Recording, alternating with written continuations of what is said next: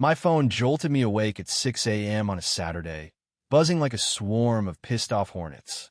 Saturday me one holy day to sleep past dawn, scarf down dubious pancakes, and dodge adulting. Groaning, I fumble for the phone. The screen glared. Saw Nico's Toe Titans dispatch saw. It was Lila, my rock-steady dispatcher who'd seen every kind of chaos. If she was calling this early, it wasn't to chat about the forecast. "Lila, it's my day off," I mumbled, voice thick with sleep. "This better be huge, like aliens landing and needing a tow to Area 51 huge." Lila's tone was grim, not her usual cool as a cucumber VYB. "Nico, get down to your street. Now, for slash tires on Ms. Larson's car. You know, Ellie, the sweet deaf lady who moved into the old Baxter place." My stomach dropped. Ellie probably in her 60s, with warm eyes and a garden that could grace a magazine cover. Deaf since she was a kid, she got by with gestures, a little notepad, and smiles that could melt ice. I threw on jeans and a tee, cursing under my breath. I didn't need to guess who'd stoop this low in our usually chill, if HOA-obsessed neighborhood. Half a block later, I saw it. Ellie's tidy red Honda, slumped like a wounded animal, all four tires shredded. The faint hiss of escaping air was pure venom in sound form. Ellie stood nearby, hands clasped, her face a mix of shock and heartbreak. This wasn't some kid's prank. This was cruel, targeted. My gut screamed one name. Cynthia Harrow, our neighborhood's self-crowned HOA queen, whose petty rulebook was written in venom and glittery pink ink. I pulled out my phone, typing fast. "Howdy, I'm saw thee. This is awful. I'm Nico, your neighbor. Any idea who did this?" Saw she read it, eyes glistening, and typed back, hands shaky. "Saw Nico. Thank you for coming. I don't know. I just found it like this. Everyone's been kind since I moved in.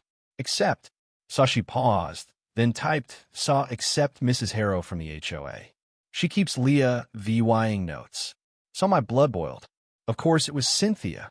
Ellie was the perfect neighbor, quiet, meticulous. This was Cynthia's brand of spite, dialed to 11. Ellie fetched a stack of HOA notices, each one dripping with Cynthia's passive-aggressive venom. One read, "Saw Dear Ms. Larson, your wind chimes create an auditory nuisance. Remove them within 48 hours or face penalties." Saw Ellie, who couldn't hear them but loved their sparkle, had complied. Another griped about her 3 garden gnomes, saw exceeding the approved limit of 1 per flower bed per Covenant 12, Section 4, Addendum Z. Saw 3 tiny gnomes in her roses. A crime, apparently. The worst was about her car. Saw your Honda, license plate ABC 456, was 1.5 inches over the driveway line on April 10th at 1422. Photographic EVY Denke on file. Further violations will incur fines. So my grandpa used to say some folks would whine if you gave him a gold bar. Cynthia? She complained it wasn't HOA-approved gold. Cynthia had been a plague since she bullied her way into HOA president 5 years ago. My towing company, Saw Nico's Toe Titans saw, had crossed her once, 3 years back, when I towed her SUV for blocking a fire hydrant while she berated a mailman over the rebellious shade of his mailbox. She didn't recognize me, then just some greasy tow guy. She screeched about her rights, her connections, and vowed to get me fired. Fun times.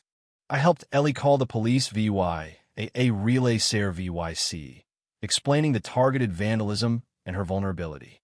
I texted 911 the details for a paper trail. Typing to Ellie, I promised, "So I'll tow your car to a good tire shop. No charge. We got you." So she looked so lost it hurt. Then I called Lila. "Lila, it's Ellie Larson, 121 Elm Street. 4 flats. Deliberate. Get the police report number. And listen, if Cynthia Harrow calls for a tow, any reason, patch it to me. Priority 1. Lila whistled.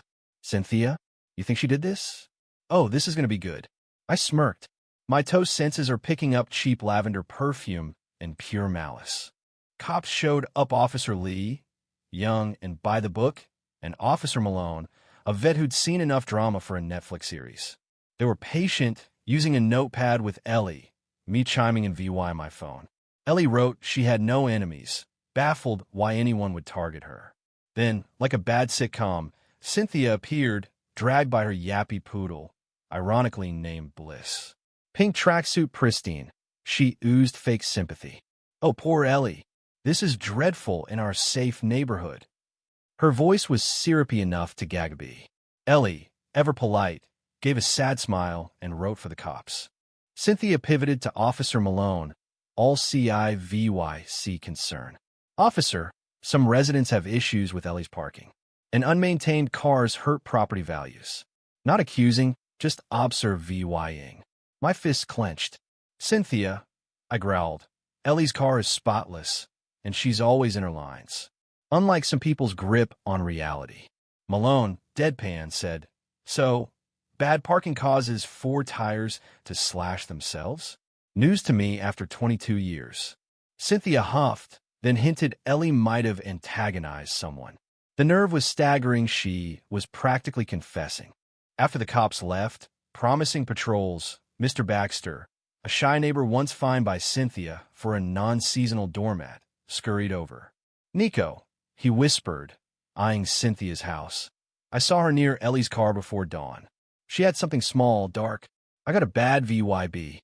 Don't tell her," I said. "Anything, she'll bury me in fines." I clapped his shoulder. "Thanks, Baxter. Mum's the word."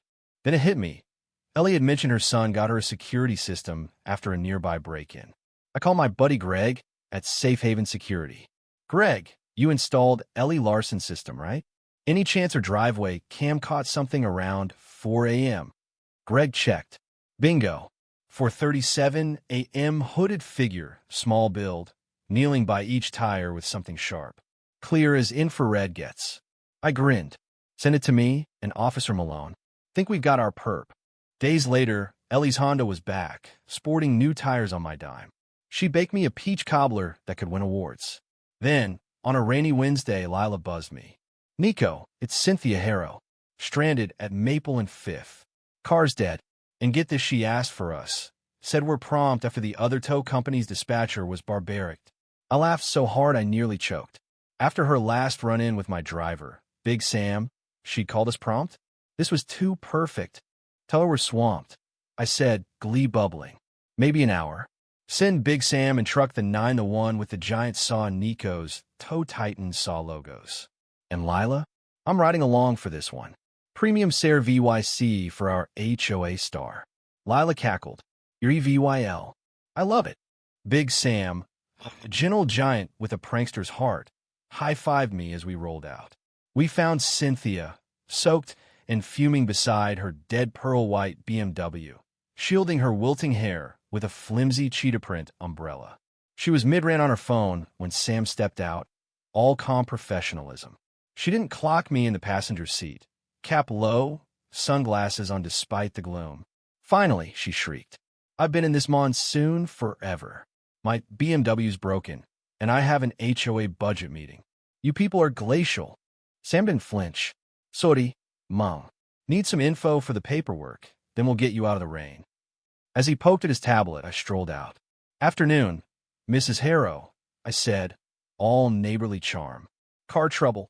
Her eyes flicked from my face to the blazing saw Nico's Toe Titans saw logo on my jacket, then to the massive one on the truck. Her umbrella wobbled. Her face paled. "Nico." "Romano," she squeaked. "This is Sawyer's Saw Company?" I flashed a megawatt smile. "Sure is. Saw Nico's Toe Titans saw, at your Sair VYC. Don't worry, we'll handle your little predicament. Company policy." Oh, this was gonna be art.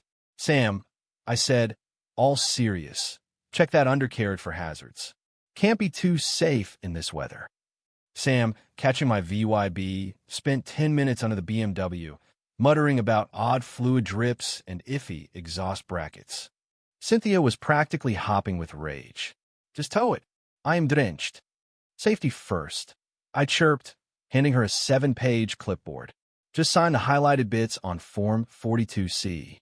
Protects us both." The form, drafted by my cousin Joey the paralegal, was a maze of jargon. While she squinted at it, I tapped my tablet.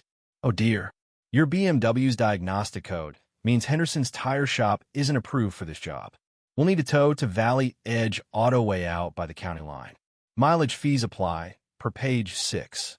Cynthia looked ready to implode. Her umbrella collapsed, makeup streaming like a sad clown. Sam hooked up her BMW like it was a glass sculpture, triple-checking every strap. We told her she had to ride with us company policy for high-value vehicles. The 38-mile ride to Valley Edge was a symphony of torture. Sam blasted an obscure polka station with yodeling and tubas, claiming it calmed the car's electronics. I rambled about neighborly values, tire durability, and vandalism laws. Cynthia sat stone-faced, stewing in damp fury. I might have hummed a polka tune. At Valley Edge, old Hank, who owed me for past tows, eyed the BMW. Yup, big job.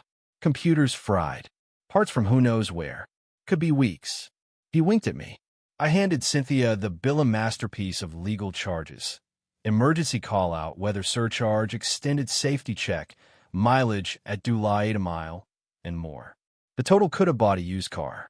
This is robbery, she gasped. Standard rates, I soothed. You signed Form 42C. We're transparent at San Nico's Toe Titan Saw. Want the payment plan? Small fee, of course. Her shriek was sweeter than Ellie's cobbler. Cynthia's BMW sat in the shop for 2 weeks. She was spotted, miserable, at bus stops, her designer tracksuit clashing with reality. The HOA, armed with Malone's report, Greg's footage, and Baxter's testimony, held an emergency meeting.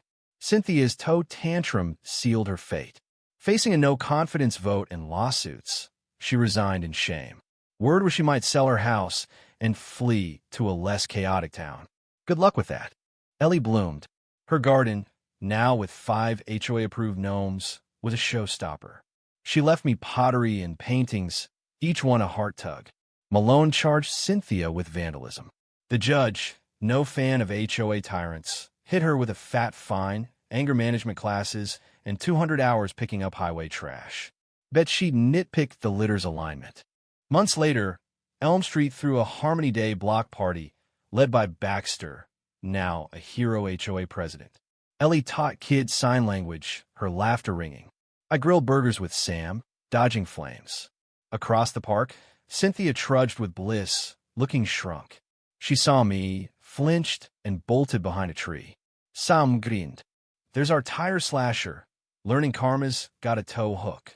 I sipped lemonade, watching Ellie glow. Yup, Sam.